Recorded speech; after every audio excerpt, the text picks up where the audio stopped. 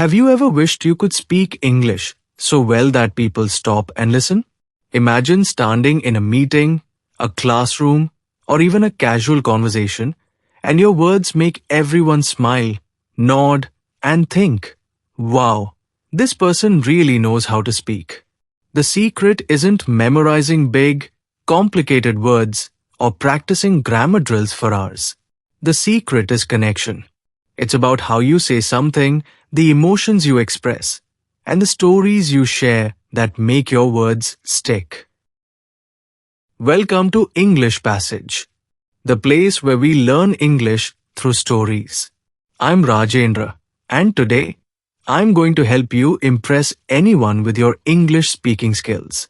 Together, we'll explore real stories, learn practical tips, and build the confidence you need to make every conversation count. So grab a notebook, get comfortable, and let's begin our journey to confident, impressive English. Section 1. Why first impressions matter in English. First impressions are powerful. They happen in seconds. When you speak English, the way you sound in the first few moments makes people decide if they listen to you. Let me tell you a story about Anushri. She loved learning English, but struggled with confidence. In her class, whenever she tried to speak, she'd look down, mumble, and her voice would tremble. Her classmates often ignored her ideas. Not because she wasn't smart, but because she didn't sound sure of herself. One day, Anushri decided to change. She started practicing small things, standing tall, smiling, and making eye contact. She learned to speak slowly and clearly, even when she felt nervous.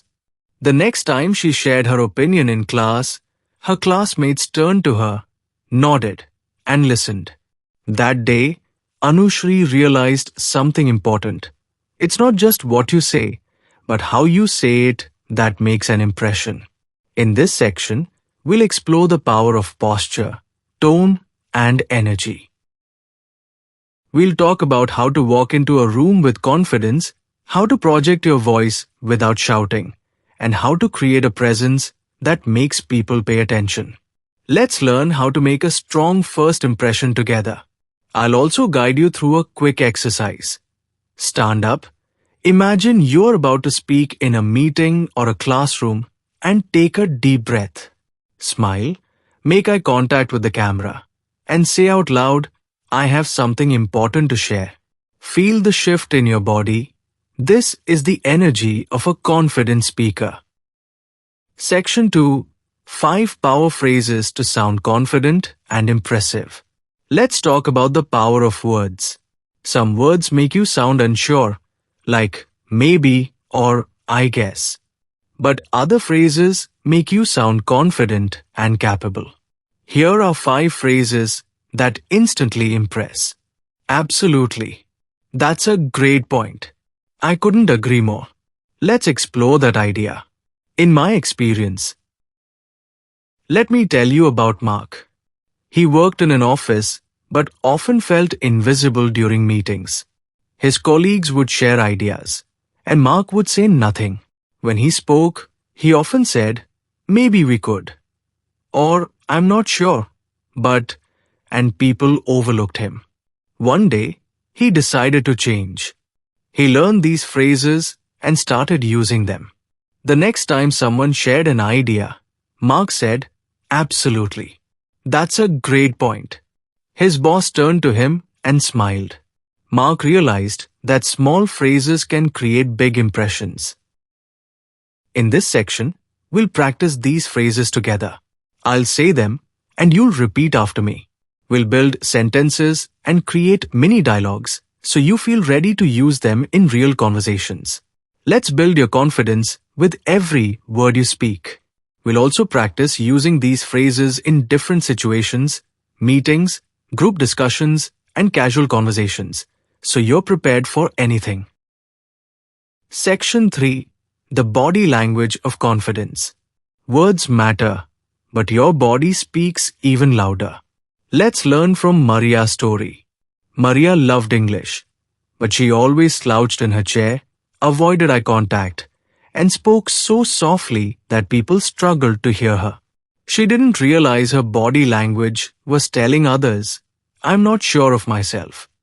Then, she started practicing in front of a mirror, standing tall, shoulders relaxed, and speaking with a smile. She practiced looking straight ahead and using her hands naturally. The next time she spoke in class, her classmates listened. Maria felt respected for the first time. In this section, we'll do practical exercises. I'll guide you. Stand up, take a deep breath, roll your shoulders back, and say, "I have something important to share." We'll practice eye contact, hand gestures, and voice modulation. You'll learn to express confidence, not just through words, but through your entire presence. Let's become speakers who don't just talk, but captivate. We'll also discuss why smiling while speaking matters. When you smile, your voice sounds warmer, and people feel connected to you. It's a simple trick that makes a big impact. Let's practice together. I'll share a short script, and you'll repeat it with a smile using strong posture and eye contact. By the end of the section, you'll feel more confident not just in your words, but in your entire presence. Would you like me to continue expanding the next sections in the same detailed style? Section 4. Storytelling, the key to memorable speaking. Facts are easy to forget, but stories stay in people's hearts. That's why great speakers use stories. They help others connect with your message. Let me tell you about Ravi. At work, Ravi used to answer questions with short, boring phrases like "yes" or "I agree." People often overlooked him because he didn't add anything unique. But one day, Ravi learned the power of storytelling. The next time his boss asked for his opinion, Ravi didn't just say, "It's a good idea." He said, "This reminds me of a time last year when I faced a similar challenge. I was unsure at first, but then I asked for help, tried a new approach, and it worked." His story captured everyone's attention. His coworkers nodded, smiled, and remembered what he said. In this section, we'll break down how to create stories that make your words unforgettable. Here's the simple formula we'll use. Setting, where, and when did it happen? For example, last year at work, during a team meeting. Character, who is the story about? Ravi or yourself? Problem, what challenge did they face? A difficult project, a mistake, or a new task. Action, what did they do to solve it? Asked for help, tried a new strategy, learned something new. Result, what happened in the end? Success, learning, or growth. Together, we'll practice this. I'll tell a simple story, and then you'll create your own. Maybe it's about a time you tried something new, faced a problem, and overcame it. I'll guide you step by step, showing how to add emotions like excitement, nervousness, or relief to make your stories feel real and engaging. We'll also explore how to tell stories in different situations, like in a job interview, a meeting, or even at a party.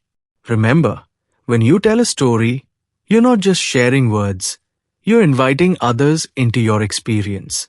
That's powerful. Let's make storytelling one of your superpowers. Section 5. How to start conversations that impress. The first sentence is often the hardest, but it's also the most important. It's that moment where you invite someone into a conversation and your choice of words can make a big difference in how they respond. Let me share Ravi's story again. He attended a networking event but felt shy and unsure. He stood alone in the corner, watching others talk. Then, he remembered a simple question. What inspired you to start this project? He walked up to someone, smiled, and asked that question. The person's face lit up, they began sharing their story, and Ravi found himself in a deep, engaging conversation. In this section, we learn 5 simple conversation openers that make people want to talk to you. What inspired you to? Tell me something exciting you've done recently. What's your opinion on? That's interesting. Could you explain more? What's something you're passionate about? We'll practice these questions together. I'll give you examples of how to use them in different situations, at a party, in class, or even in a professional setting. I'll encourage you to pause the video, say the question out loud, and imagine the conversation that follows. We'll also talk about body language while asking questions, how to smile, make eye contact, and show genuine curiosity. People remember those who make them feel heard and appreciated. By the end of the section, you'll have the tools to start meaningful conversations with anyone, anywhere. Would you like me to continue with the next sections in this same detailed style? Section 6. The power of listening. When we think about impressive speakers, we often imagine people who talk a lot, use big words, or tell funny stories. But here's a secret. Some of the most impressive people are those who listen. That's right. Listening is a superpower that makes others feel seen, heard, and valued. Let me tell you about Maya. Maya wasn't the loudest student in her class. In fact, she rarely spoke up. But her teacher noticed something special about her. Whenever someone was talking, Maya gave them her full attention. She nodded, smiled, and asked thoughtful questions like, "Wow, that's interesting. How did that make you feel?" Her classmates loved talking to her because she made them feel important. One day, her teacher said, "Maya, you may not speak much, but you impress me the most because you listen so deeply." In this section, we learn how to become great listeners. I'll share phrases you can use in conversations, like, "That's really interesting. Could you tell me more about that?" "Wow, I hadn't thought of it that way. How did you feel when that happened?" We'll also practice active listening techniques like nodding, smiling, and repeating back key points to show you're paying attention. I'll guide you through a short exercise. I'll tell a mini story, and your task is to listen carefully, then ask one follow-up question. This will help you become a more engaging conversationalist. By the end of the section, you'll realize that listening isn't passive. It's an active way to impress people and build strong connections. Section 7. 5 common mistakes to avoid. Let's be honest. Everyone makes mistakes when speaking English.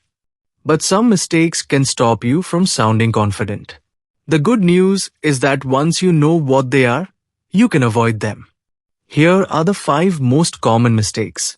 Speaking too fast.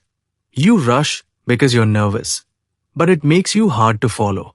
Using too many filler words, like like, or you know. They make you sound unsure. Negative body language, like crossing your arms, looking down, or fidgeting. It makes you seem closed off. Interrupting others. It shows you're not fully listening. Trying to sound fancy. Using big words when simple ones would do can confuse people. Let me tell you about Arjun.